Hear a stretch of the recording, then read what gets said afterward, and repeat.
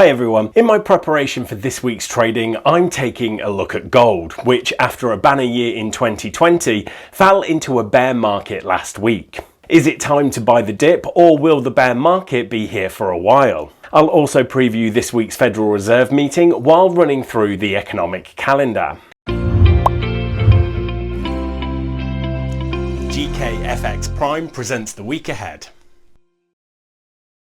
You'll remember I mentioned the death cross in gold in my video 5 weeks ago.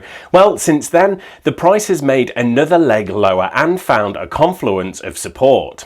This comes from the 61.8% Fibonacci retracement of the rally from February through July last year, former highs and lows and the $1,700 level. This entire move lower from the record high down to below $1,700 looks like a classic ABC correction, which would imply we've seen a bottom. That said, for now the short-term trend remains down and there could be opportunities to fade the latest bounce under a down-sloping trend line.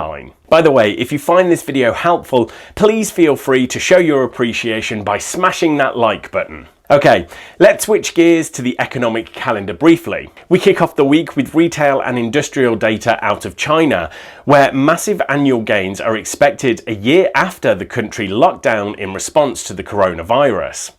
Tuesday sees Japanese industrial production, the German ZEW survey, and US retail sales. Wednesday sees Eurozone CPI and Canada CPI and the Federal Reserve rate decision, accompanied by the latest Fed forecasts. Thursday is Australian unemployment data and the Bank of England meeting. Then we round off with our third and final major central bank meeting from the BOJ on Friday. Rising Treasury yields over the past month have added to the bearish outlook for gold. Holdings of the biggest gold ETF, the Spider Gold Trust, have fallen to their lowest since April last year. That confirms what we can see from the price action, that speculators are losing interest in buying gold. Yields have been rising in anticipation of higher inflation, and we saw that confirmed in US CPI data last week, which is back up at 1.7% for February. Now, President Joe Biden's $1.9 trillion stimulus package has passed. Extra inflation can be expected. Higher bond yields are no good for gold, which has no income stream attached to it. Okay, so we understand the bearish case, but what's the bullish case for gold? Is there any fundamental reason to think that the price might have bottomed here? Well, for one, there is a built-in assumption behind the rise in bond yields that the Fed is going to taper its asset purchases as inflation rises and the economy recovers. This week we have the FOMC meeting as well as an update to quarterly Federal Reserve economic projections. Everybody is waiting to hear what the Fed has to say about rising bond yields.